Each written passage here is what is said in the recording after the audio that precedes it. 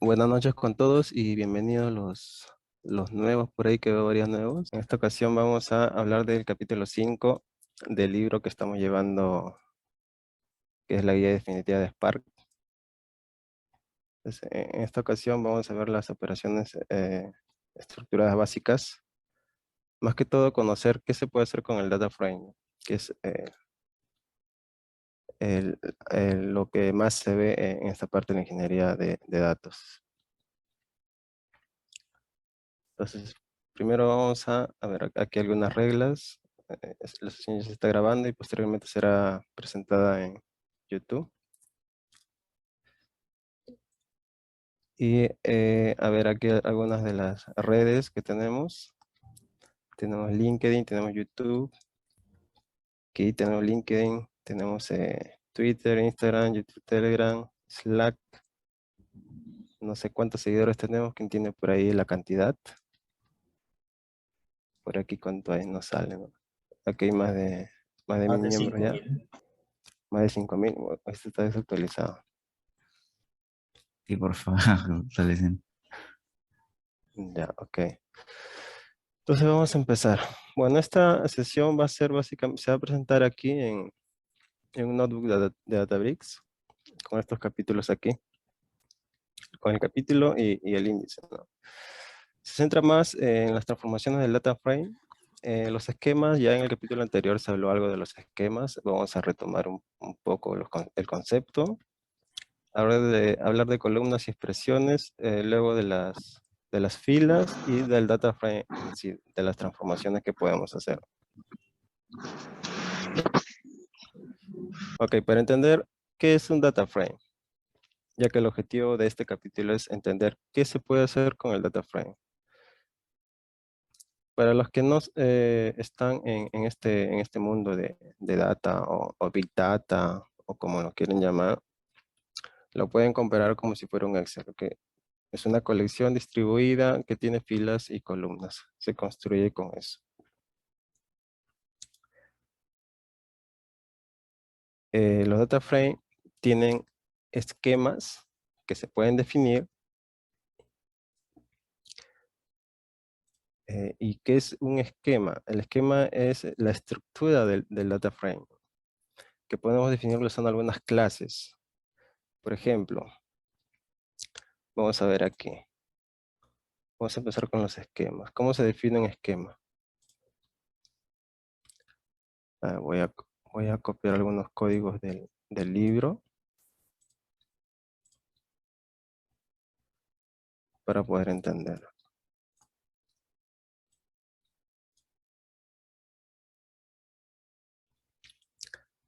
Ok, para poder ver el esquema de un data frame, voy a leer previamente un data frame. Ya luego vamos a ver cómo se pueden leer data frames, pero en este caso voy a leer aquí un data frame. Y esta data la he cargado acá en el file system. En Databricks maneja su file system, lo que vendría a ser el HDFS para los que trabajan on-premise. Y cada nube también que maneja su sistema de ficheros, ¿no?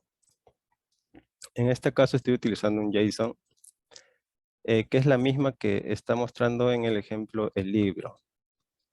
Entonces, para que los resultados sean muy semejantes al libro, estoy tomando la misma data. Esta data la pueden encontrar en el repositorio de Databricks. Ahí están todos los queries que muestra el libro, también se muestran ahí, ¿no? Entonces, para el ejemplo, simplemente lo voy a cargar y vamos a ver cómo es que nos muestra el esquema de este data frame. Amigo Edwin, ¿le puedes dar un poquito de zoom? A ver, Excelente. ahí. Perfecto. Ok.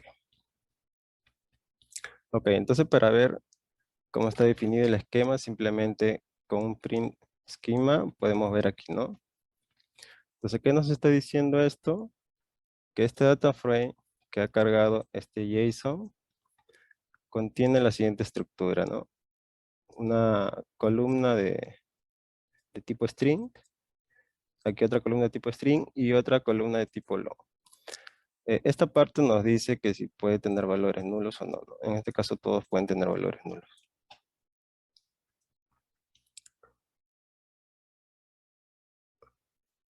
Ok, entonces, acá simplemente nos está diciendo cómo está compuesto, pero ¿cómo yo puedo obtener esta estructura? O sea, yo quiero ver, por ejemplo, como lo mencioné en un momento, está definido por el struct type, que es un objeto con la cual podemos definir el esquema. Pero entonces, imaginemos que tenemos muchos campos y tenemos que definirlos. Entonces, no vamos a estar adivinando o estar revisando uno por uno y generar el código, ¿no? Entonces, para eso podemos apoyarnos con la siguiente manera. Df.schema y aquí podemos obtener. Entonces, en base a esto nos podemos guiar para definir una estructura. O si queremos definir la estructura de otra manera, ¿no? Por ejemplo, imaginemos que aquí este print esquema nos muestra un int y nosotros queremos redefinirlo con long. Entonces, si hacemos esto, aquí nos va a mostrar un int, pero nosotros podemos definirlo como un long y posteriormente agregarle ese esquema o inferir ese esquema en la construcción del data frame. Vamos a ver aquí un ejemplo. Vamos a ver este ejemplo para que se pueda entender. Por ejemplo, aquí estamos importando el struct file y los tipos que va a contener.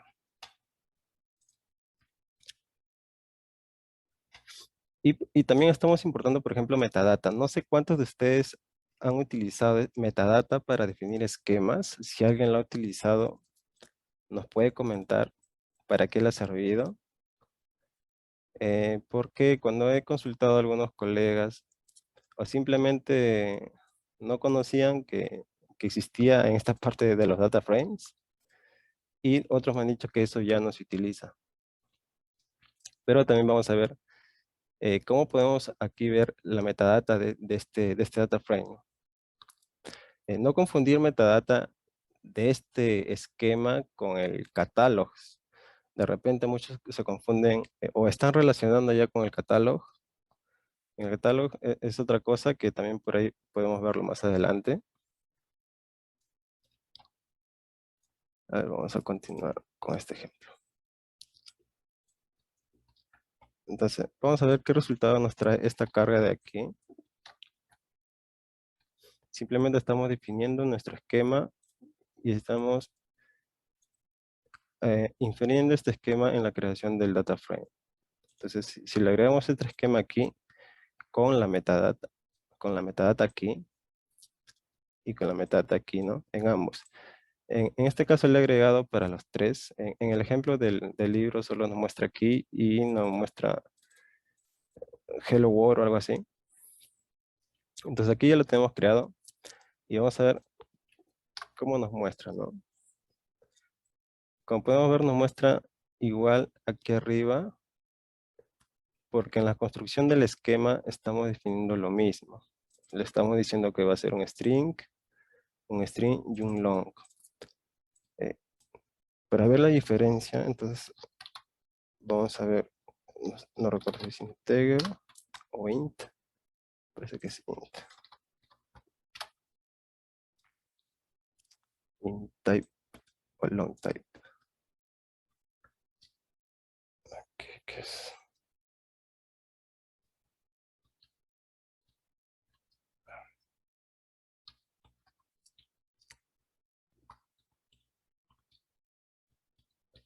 Ya, espérate. Esto lo vamos a ver aquí.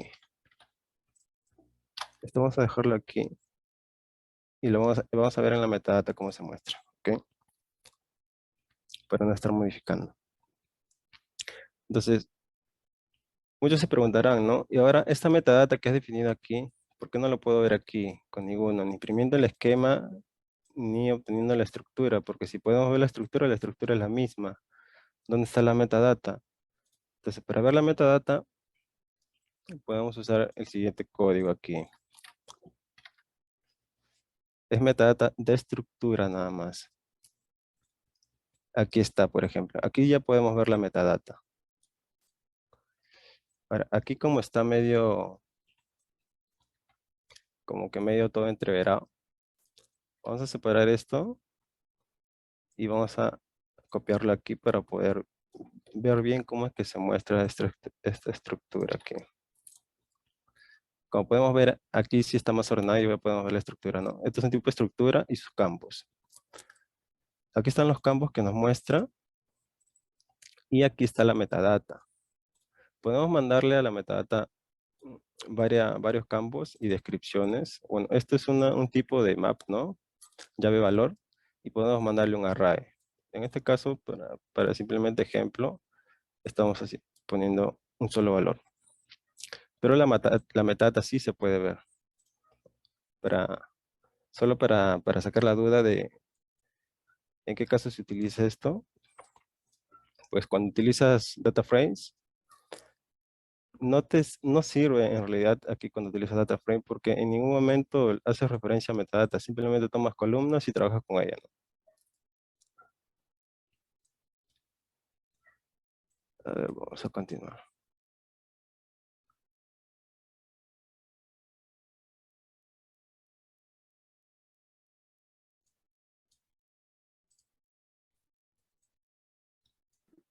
Esa metadata sí me sirve es cuando yo básicamente defino catálogos de datos y quiero establecer gobernanza.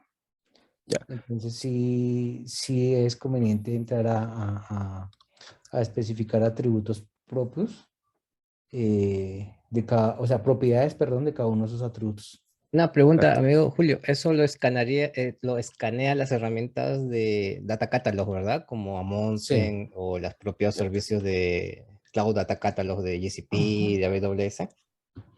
Exactamente.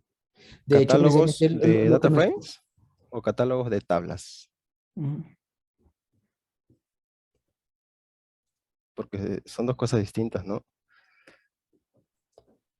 Ay, qué es lo que sucede? Digamos que nosotros acá estamos esquematizando. Y esquematizar un data frame no solamente son los datos, sino también la metadata que está implícita dentro de este. ¿Sí? Cuando yo descargo esa información en un lugar, no solamente estoy descargando los datos, estoy definiendo los tipos, sus longitudes y esa metadata adicional que estamos observando ahí, que nosotros no observamos. O sea, nosotros básicamente cuando vamos y consultamos los datos, pero nunca entramos a definir ese catálogo. ¿Sí? Ahí en ese caso, esas propiedades sí van implícitas dentro de este. O sea, el data frame internamente es una estructura que me permite a mí, o sea, almacenar esos, no solamente los tipos, sino esas propiedades adicionales que pueda tener para cada uno de los datos. Así es.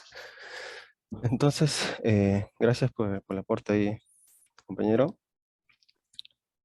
Cuando nosotros trabajamos normalmente, o sea, la metadata como que no le vemos mucho el caso porque más trabajamos con transformaciones, ¿verdad? Pero de repente por ahí hay otra área que sí le interesa más la metadata y te pide ver cuál es la metadata del data frame en sí. Porque al final trabajamos con data frames y al final de todo el proceso seguramente vamos a llegar a insertarlo en una tabla X. Entonces esa tabla X ya aparece en el catálogo. Solo desde su creación ya está en el catálogo. Entonces, por eso por ahí preguntaba, ¿catálogo de tablas o se estaban refiriendo a data frame, ¿no? Entonces, pero ¿cómo podemos ver aquí? Bueno, aquí está la estructura, pero ¿cómo podemos ver la metadata ahora? ¿Cómo puedo listar yo la metadata de estos data frame? De repente viene alguien de gobierno que también que trabaja con Big Data y quiere revisar y te dice, a ver, de ese data frame final, antes que cargues a la tabla, quiere ver qué metadata está llegando, ¿no? Los campos con su metadata que está llegando. Entonces podemos utilizar este query de aquí, que nos va a ayudar a listar los campos y la metadata. Obviamente a partir de un data frame. Entonces aquí ya de repente pueden salir arreglos de maps o un solo map. Y ya. Ya con esto podemos por lo menos presentar cuál es la metadata de los data frames con los que estamos trabajando, ¿no? Normalmente no he visto yo que utilicen esto.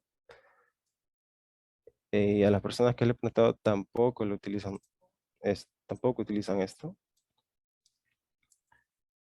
Me comentaron que es como agregarle un comentario a una columna de SQL, nada más. Y si comparamos, pues sí se parece bastante, ¿no? Normalmente en las bases de datos tradicionales, a las columnas se le agrega comentarios. Justamente hablando de columnas, vamos a ver el tema de las columnas. Ya. Y antes de pasar a columnas, por cierto, comentaron ahí algo de catálogo también. Si queremos listar el catálogo aquí, así como está, este es un data frame, no es una tabla. Entonces, si queremos verificar el catálogo, por ejemplo, utilizando Spark Catalog, y estamos base de datos, no hay, ¿no? También podemos listar tablas, pero no va a aparecer esto hasta que por lo menos creemos una vista temporal. Pero la vista temporal no se va a asignar a ninguna base de datos tampoco, porque es temporal, ¿no? Entonces, cuando utilizamos Spark SQL y creemos una tabla desde ahí, entonces ya nos va a aparecer por aquí. Pero esto es otro tema de catálogo. Más adelante vamos a ver un ejercicio para que quede más claro cuando utilicemos una vista SQL. Pero era solo para ver la diferencia de catálogo data frame y lo que nos aparece con catálogo, ¿no? Que no está.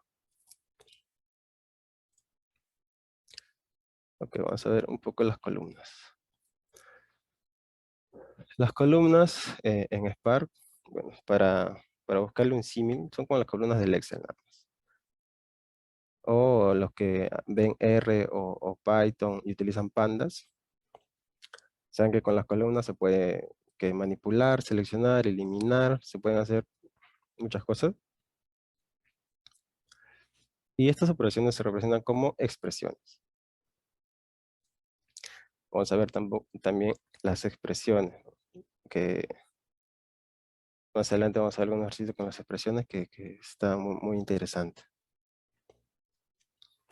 Entonces, las columnas vendrían a ser construcciones lógicas que representan un valor calculado o no, que si queremos que una columna tenga un valor real, me refiero a un valor real, o sea, un valor teniendo como referencia a un valor de otra columna, haciéndole alguna transformación y generamos una columna, un nuevo valor. Entonces, para ello necesitamos una fila. Y para tener una fila, según el libro, dice que necesitamos un data frame. Entonces, todo parte desde ahí, ¿no? Esa es la construcción en realidad del data frame, filas y columnas. Ahora, tenemos diferentes maneras de construir columnas. En este caso, col o column. En escala tenemos un par más, que lo vamos a ver. Pero en este caso vamos a ver estas dos, col y column. Aquí podemos ver que es del tipo column, ¿no? Aquí está, col, column. Ok. ¿Qué otras maneras hay para hacer referencia a una columna? Bueno, aquí ya tenemos dos, que seguramente muchos de ustedes lo utilizan. O seguramente esto se utiliza más que esto. Pero también tenemos otras maneras. Por ejemplo, no recuerdo muy bien si en PySpark reconoce esto. Me parece que no. Pero en escala sí nos reconoce como una columna. Mira. Tenemos otra manera que es incluso más raro para mí, que es la siguiente. Bueno, aquí nos dice que es un símbolo, pero vamos a ver más adelante que cuando hacemos esto referenciando una columna, si nos va a obtener el valor de la columna. La referencia implícita para una columna en un data frame, seguramente lo que todos utilizan, ¿no? Un dataframe.call y referenciamos el nombre de la columna. Ahí está. Obviamente no estamos mostrando valor, simplemente para ver el tipo aquí.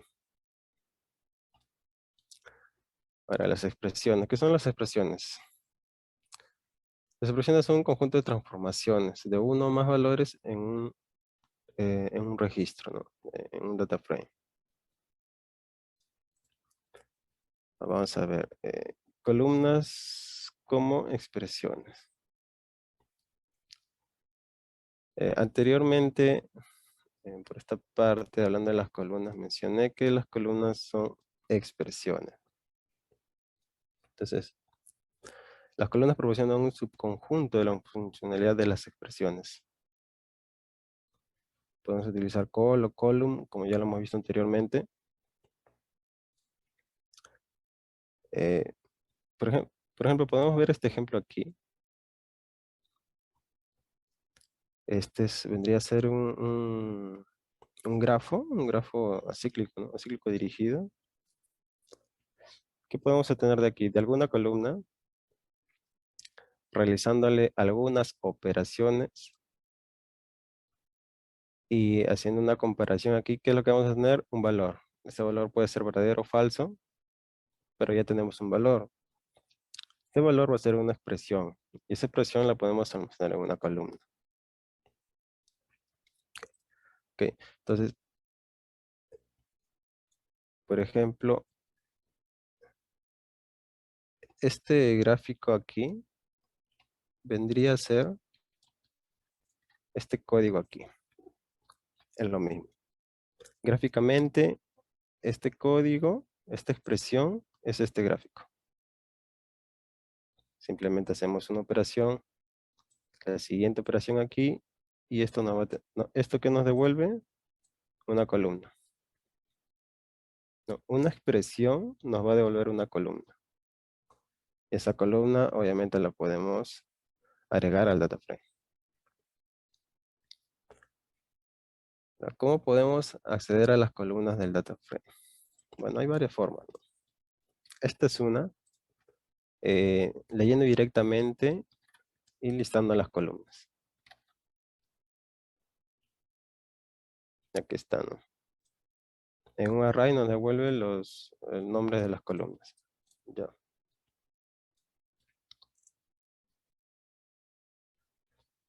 Ahora vamos, esto es para accesar al nombre de las columnas. Como nos devuelve un array, ¿qué podemos hacer con ello? Pues podemos utilizar un for, recorrer, hacer algunas validaciones. Bueno, N cosas que se pueden hacer dependiendo de la necesidad que uno tiene. Ya sabiendo que es un array, se pueden hacer muchas cosas, ¿no? Creo que array ya,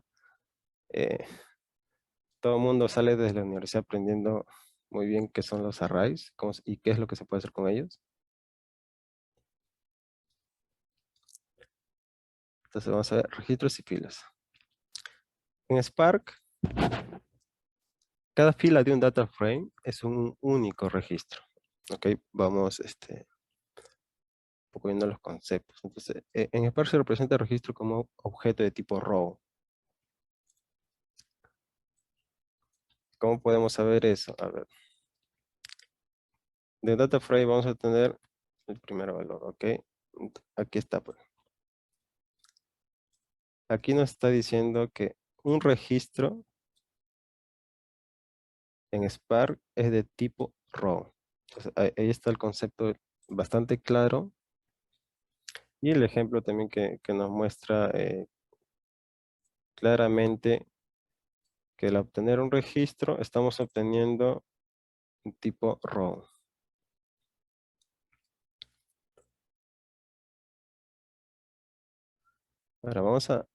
Ahora, ¿y cómo creamos filas?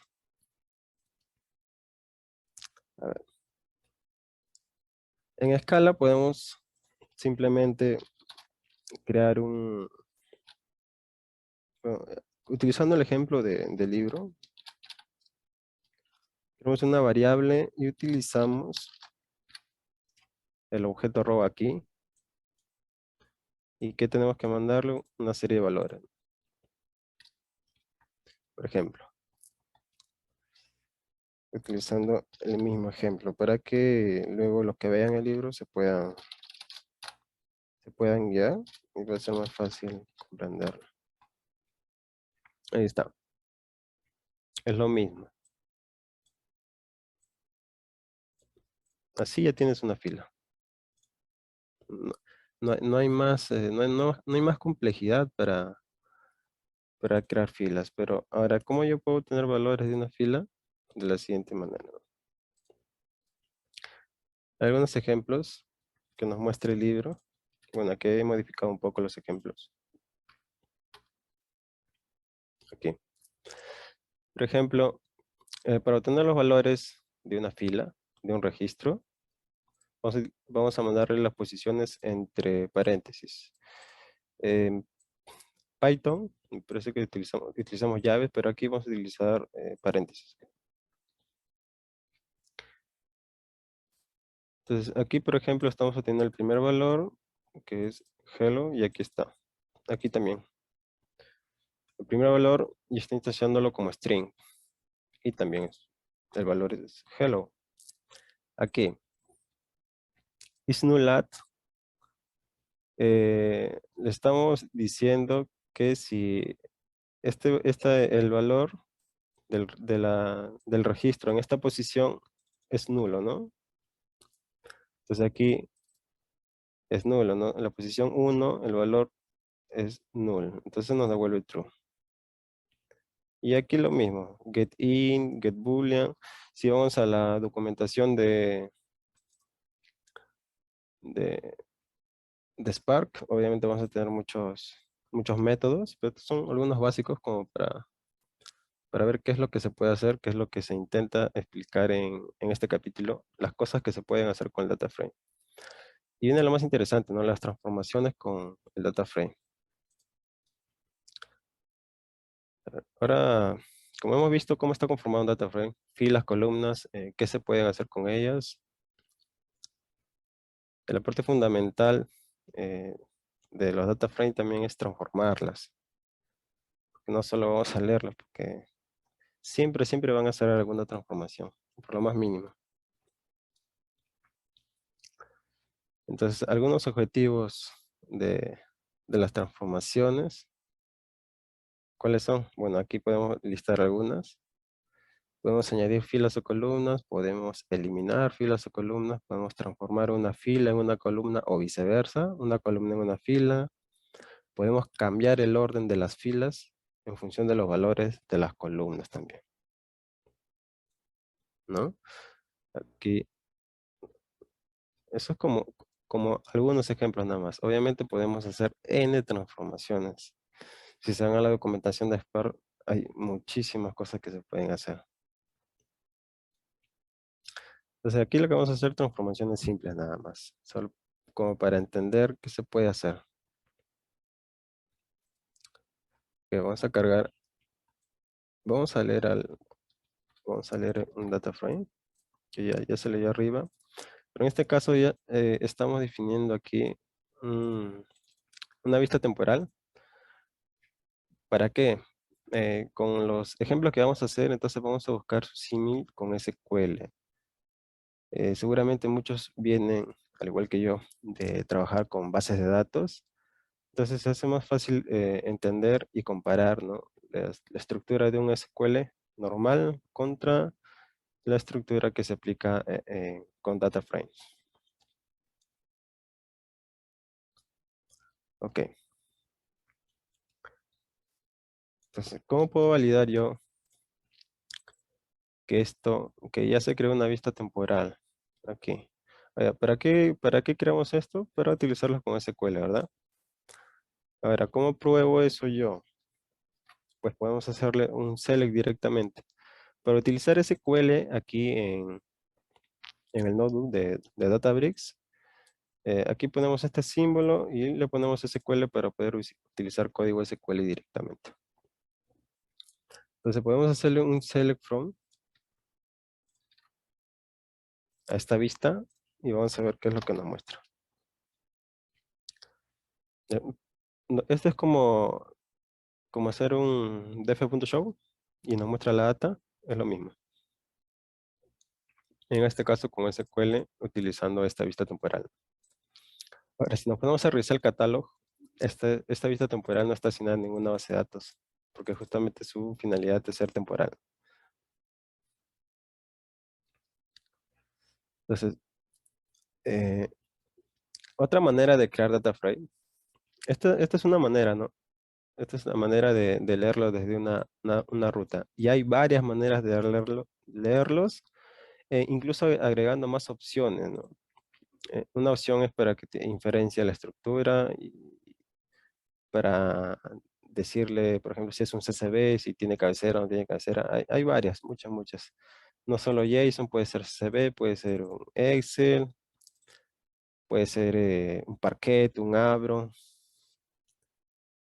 Eso es en documentación de Spark lo pueden encontrar.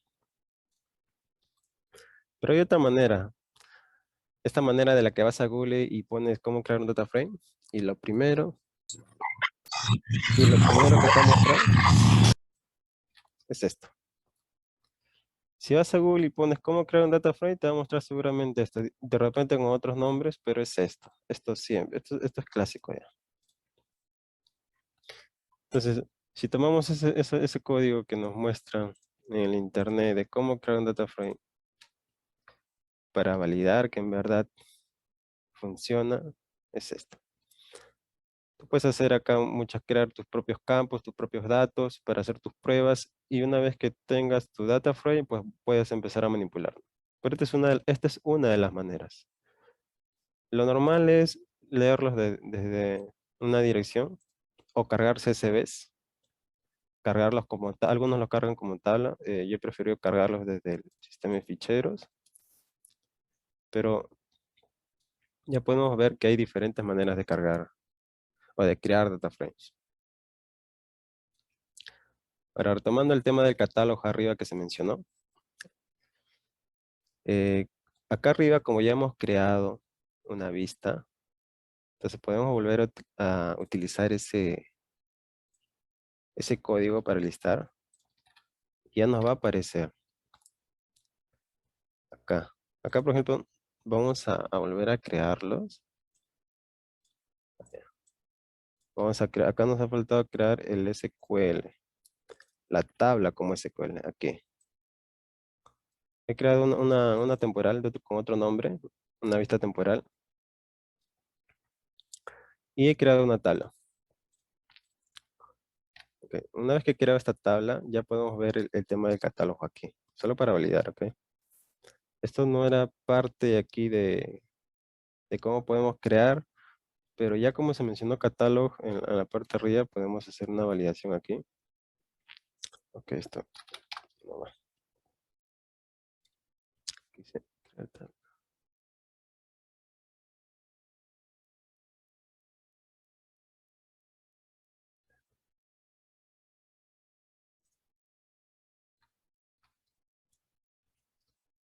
A ver.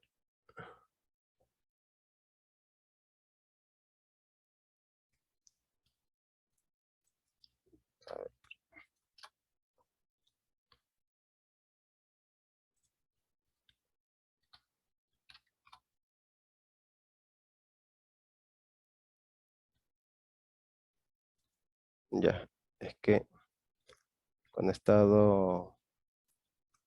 estado preparando, ya tenía otro, entonces había conflicto. Entonces aquí todavía no nos aparece. Pero si hacemos esto de acá,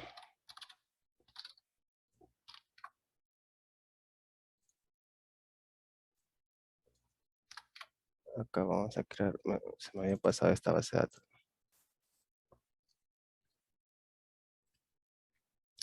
Estamos utilizando la base de datos por defecto, no estamos creando ninguna base de datos.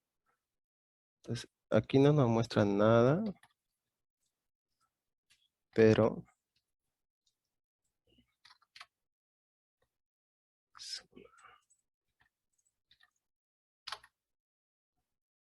aquí ya. Entonces, acá desde el catálogo podemos listar ya las columnas. Le decimos cuál es la base de datos y la tabla, ¿no? Y aquí podemos obtener este dato.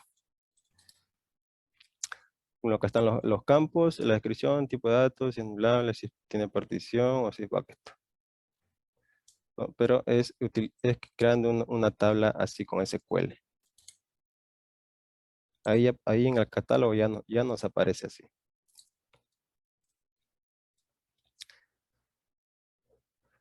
Ya, ahora ya tenemos esta tabla creada con SQL. Para los que vienen también del mundo de SQL, utilizando Spark, también podemos hacer un show table directamente y no va a salir acá. Por ejemplo, esta es la que ya había creado, aquí arriba anteriormente, cuando salió error. Esta es la que creo ahora, ¿no? Acá está, la base de datos default, la tabla, y si es temporal, false. Pero aquí está la vista que había creado acá arriba. TenView. Y nos dice que esta sí es temporal. Esta dftable también está aquí. No recuerdo en qué parte. Aquí. Aquí también definimos una vista temporal como dftable y también está aquí. Y también es temporal, ¿no? Estas son tablas temporales que se ejecutan para procesos, para usarlos durante el proceso y ya. No son tablas finales, ¿no? Pero si queremos una tabla ya que se genera en base de datos, pues utilizamos SQL y creamos. Normalmente no se hace así en los procesos porque se crean aparte y acá solo se hacen referencias a utilizar las tablas e insertar data en la tabla, ¿no? O de repente alguien tiene una experiencia creando tablas en sus procesos, eliminando tablas en sus procesos, yo no lo he visto, pero de repente por ahí alguien sí los hace, ¿no? Normalmente los PySpark o los procesos de escala son para hacer transformaciones, leemos datos, transformamos y almacenamos en algún lugar, ¿no? Esa data ya transformada, ¿no? Lo que muchos conocen como ETLs, ¿no? O como pipelines. Bueno, pipeline ya es un término más completo, diría yo. ¿Qué más podemos hacer con SQL? Pues show tables, lo clásico. Y acá, lo mismo, ¿ve? Es lo mismo. Esto es con Spark SQL y esto es SQL puro. Ahora vamos a ver select y selectx. No sé cuántos conocen este selectx. Yo lo he conocido recién hace poco y está muy interesante lo que se puede hacer con ello. Con esto podemos hacer lo equivalente en las consultas SQL en una tabla de datos, ¿no?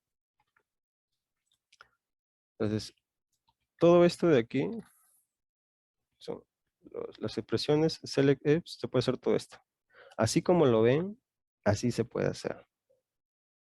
Obviamente esto no existe, no lo vamos a ejecutar, pero este es el ejemplo, por ejemplo, que nos da el libro. Nos dice que el select y el selectx nos permite hacer el equivalente en data frame de las consultas SQL y nos muestra estos ejemplos, ¿no?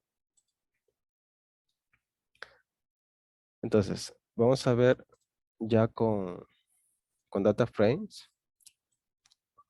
Vamos a ver ya más códigos de SQL con data frames. Por ejemplo, a data frame podemos hacerle un select y le mandamos el nombre del campo, ¿no?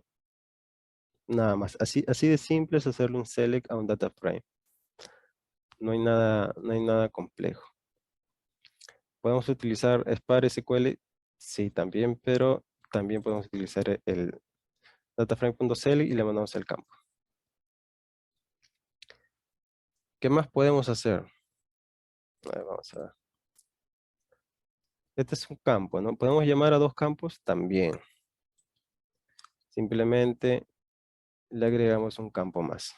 Y ya. Y ahí está. Esto vendría a ser en SQL el siguiente query. Solo para que vean el símil. El dataframe.select y le mandamos los dos campos. Select los dos campos y le decimos cuál es la tabla, nada más. Y debería salir lo mismo, ¿no? Ahí está. Solo esto es para ver que pueden hacer lo mismo. Es más, no sé si alguien ha visto la documentación de Pandas, hay una parte donde te muestra los símil de SQL, Pandas, y es mucha documentación solo de SQL, donde te muestra lo que se puede hacer de SQL con data frames. Ahora, ¿recuerdan lo que le dije en la parte de columnas? ¿Cómo se pueden llamar o cómo se pueden hacer referencia a columnas? Vamos a ver aquí un ejemplo. Miren cuántas formas tenemos de, a partir de un select, llamar a las columnas. Esta es la clásica, seguramente la que todos conocemos. Esta también. Esta también, la que se definió en la parte de columnas en un inicio. Y esta es la que se puede en escala. Los que han visto más PySpark o trabajan más con PySpark, no sé si han visto esta parte con llamando columnas en data frames, pero con escala sí se puede. Y también se puede usar la palabra de expresiones. A ver, vamos a ver qué nos muestra esto. Y ahí está. Todo nos muestra lo mismo, pero miren cuántas maneras tenemos de llamarlo.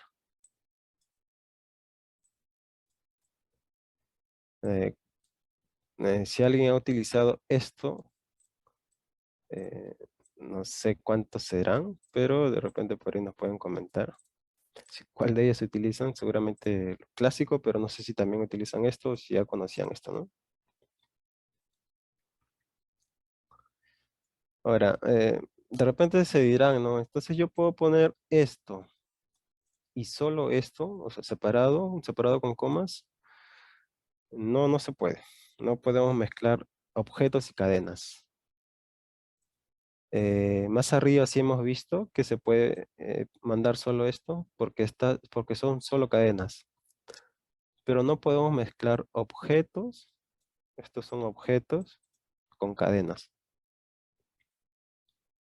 ¿Ok? ¿A qué me refiero con objeto con cadena? Ok, vamos a ver. O sea, no podemos hacer esto. No podemos juntar un objeto y una cadena. Esto sería un error. Esto sería error. Esto no sale, no funciona. Ok. Vamos a... Ya, bueno, esto no se quiere ocultar. Ya, ahora vamos a utilizar las expresiones, las potentes expresiones. Miren aquí. A partir de un select, le estamos dando una expresión. ¿Qué es esa expresión? Es un campo, pero le estoy cambiando el nombre de columna nada más. No valor, solo nombre columna. Seguramente mucho de esto se utiliza en SQL. Bueno, en realidad se utiliza bastante. Pero con las expresiones también podemos definirlo así directamente. Vamos a ver cuáles son los resultados.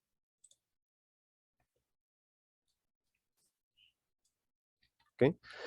Esto en SQL, ¿cómo sería? Pues igual.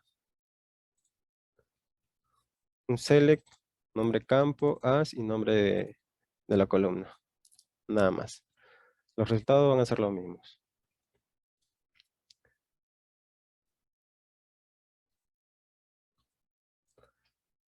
Ahora, este as es de SQL netamente. Pero en data frames se suele utilizar alias. Ok. Entonces por ahí alguien dirá, esto es lo mismo que alias. Si no utilizamos alias, esto va. Si utilizamos el alias, como en este caso, este alias va a tener prioridad sobre este as. Vamos a ver. ¿Ves?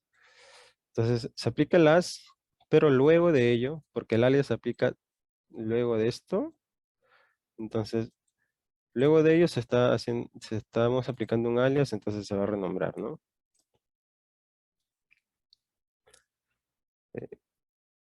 ¿Qué más podemos hacer? Pues con select, ahora vamos a utilizar este select, pero distinta, de otra manera. Lo que vamos a hacer es utilizar el select es este de aquí. ¿Alguien por si acaso ha utilizado ya este select es en su trabajo?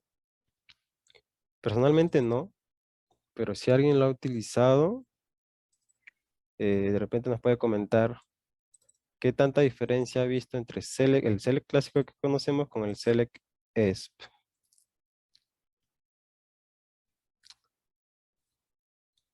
Esta select, seguido de esta palabra, es un patrón común, nos dice el libro. Bueno, esa es una forma abreviada de hacer todo el código más eficiente. Entonces, cuando ya conozcamos lo que se puede hacer con select, seguramente muchos van a empezar a utilizar más esto que esto. Vamos a ver los ejemplos con este select es. Bueno, aquí normal, ¿no? Estamos llamando a dos campos de la misma manera que lo hemos hecho anteriormente. Pero se pueden hacer cosas más interesantes. Por ejemplo, podemos llamar a todos los campos y podemos hacer una operación aquí. Bueno, una comparación, ¿no? Entonces, si hacemos aquello, nos muestra todos los campos con el asterisco y una nueva columna. Esta nueva columna va a tener un valor de esta expresión. Esta expresión está haciendo una comparación, ¿no? Entonces, si son iguales, va a ser false. Seguramente todos van a salir false porque, bueno, la mayoría, ¿no? Porque si sales de un país, lo normal es que llegues a otro, y muy pocos van a retornar seguramente por seguridad, entonces por ello va a haber unos cuantos true. Pero como ejemplo, podemos ver qué es lo que se puede hacer con este select. Ahora, en SQL, ¿esto qué equivale? Pues lo mismo, prácticamente lo mismo. Un select asterisco, hacemos la comparación y el nombre del campo. Esto que nos devuelve lo mismo. Entonces estamos viendo que lo que se puede hacer con SQL se puede hacer con data frames.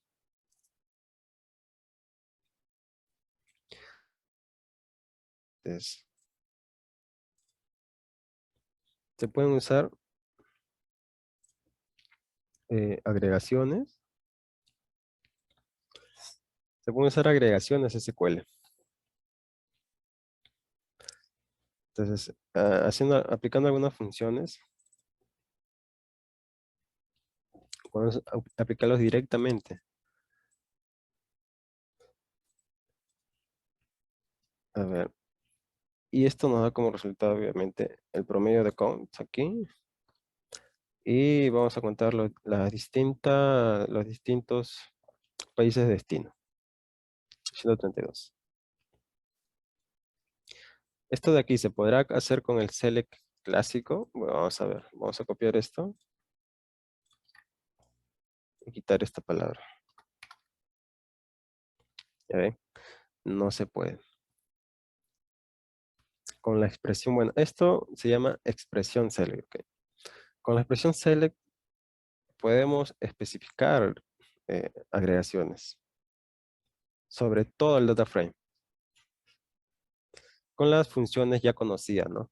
AG, count, zoom, inc, lo clásico, pero se aplica sobre todo con la expresión select, ¿ok? Con esto, como podemos ver, no se puede.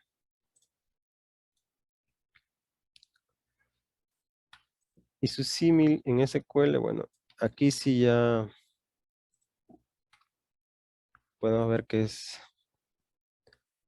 igual, prácticamente igual. Las comparaciones que estamos viendo con SQL son prácticamente iguales.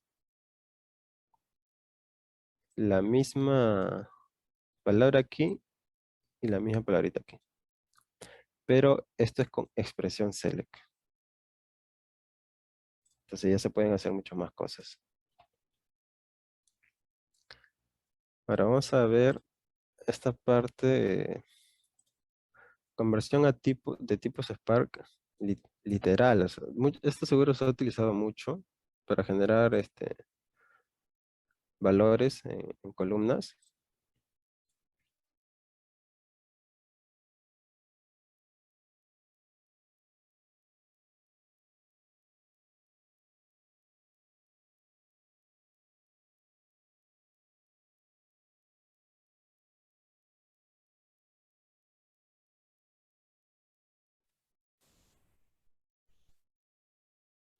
¿Me fui? ¿O qué pasó? Dejó de compartir. A ver, prueba Sí, compartiendo. pero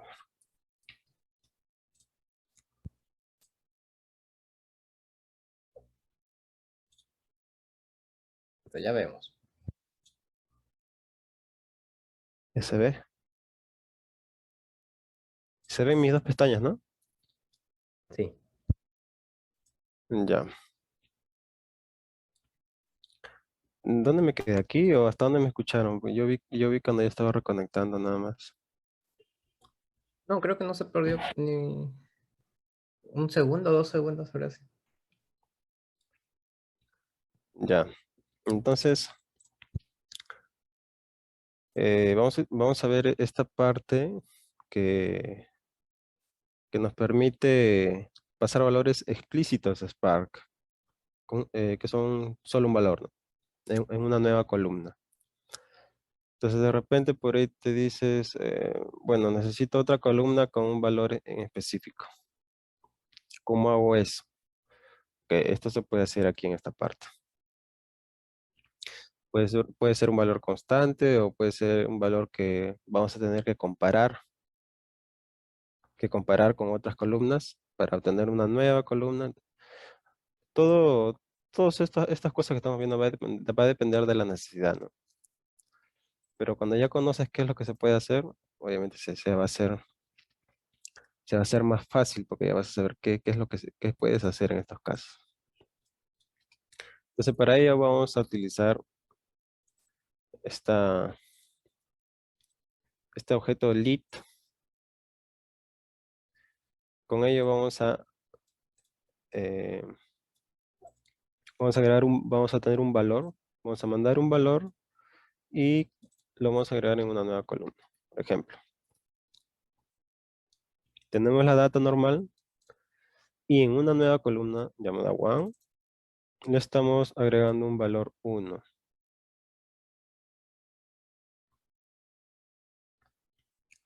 Ya, esto, como les comenté, esto es un valor constante que de repente lo podemos utilizar para hacer algunas operaciones con otros valores de otras columnas.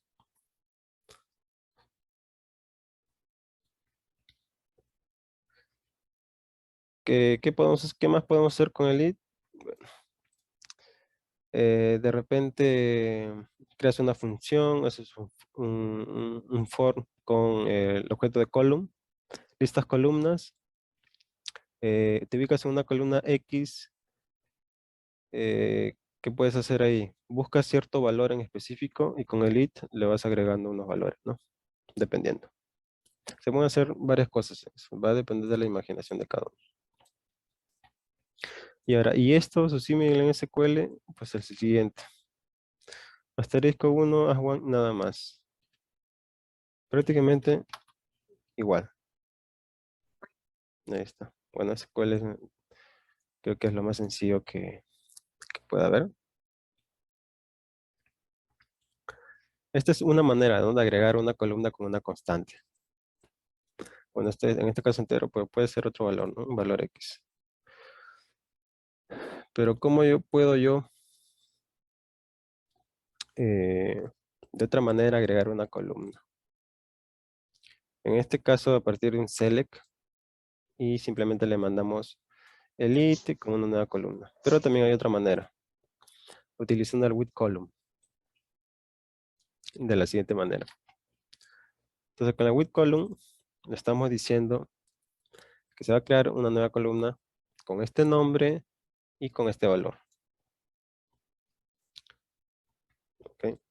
Entonces, si vemos los resultados, aquí está la nueva columna y su valor. Su símil en SQL, bueno, es esto. Ya, ¿para qué hacerlo otra vez? Es esto, prácticamente eso. ¿Qué más se puede hacer con el with column? Ya utilizando o combinando con expresiones. Lo siguiente.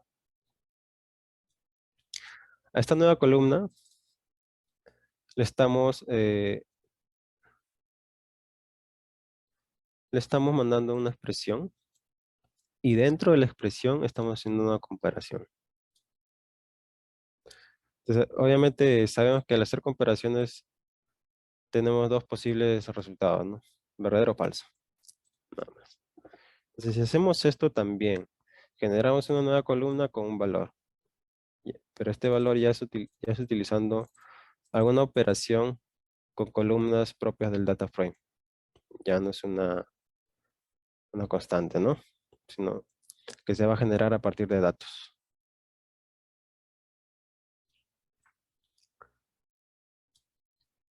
¿Cómo podemos validar nosotros si como lo estamos haciendo directo, no estamos haciendo, por ejemplo, esto, un var, data frame y ello? Entonces directamente podemos obtener sus columnas así. Listar columnas de esa manera. En un array nos lista todas las columnas, incluida la nueva. También podemos hacer eso. Entonces, se pueden imaginar ya que dentro de funciones se crean data frames, se crean columnas, y en las expresiones pueden hacer más operaciones y luego de ellas listarlas por columnas. Ahora ya creé nuevas columnas de varias maneras. Bueno, aquí hay algunas, hay más. Puedes hacer una lista con un for, puedes recorrer, listas todo esto, ya lo tienes como un array. Y como ya lo tienes como un array, dentro de un for lo recorres y agregas más. Esa es otra manera. No lo vamos a ver aquí porque aquí son funciones más básicas. Pero hay otras salidas para crear columnas. Ya sabemos crear columnas.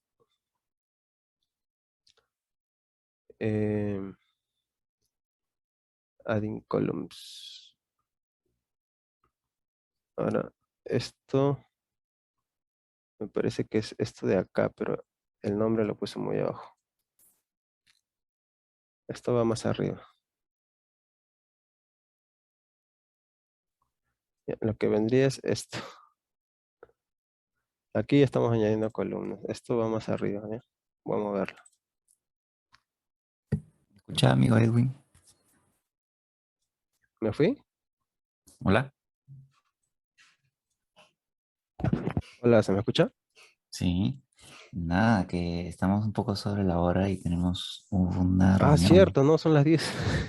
Sorry, no me di cuenta. Ok, ¿te Ah, parece si continuamos la siguiente semana con el cachito que falta? sí, porque falta, no sé, Sí. diría el Con- con- 40%. Ya, excelente. De ahí coordinamos por interno, ¿sí? Sino que ya llegaron otras Ya, personas sí, a sí, no, atender la charla de Fireflow. no me di cuenta, disculpa. No worries. Pero igual muy, muy bueno el capítulo. Es Sí, Hay oro. muchos subtemas que ni yo sabía que existían por ahí. Sí, Entonces en es Spark hay bueno. muchas variantes, muchas opciones para aplicar funciones y de todo. Entonces, en la siguiente sesión lo seguimos viendo, no hay problema. Ya, está bien. Vayan aprendiendo sus clusters en la siguiente sesión para avanzar. Claro, sería bueno que por ahí se levante un clúster en Databricks, que es gratis, y aprovechan, pues. Así es. Y muchas de estas funciones que hemos visto hoy día son las que usualmente se usan en un trabajo de ingeniería de datos. O sea, ya están listos. Así es. Incluso más adelante vamos a ver un poquito de que se puede aplicar para ciencia de datos, como sacar una prueba y ello, pero ya lo vemos en la siguiente sesión. Muchas gracias Listo, amigo por Edwin, tu muchas tiempo, amigo gracias. Edwin. Listo. Ok, gracias a ustedes.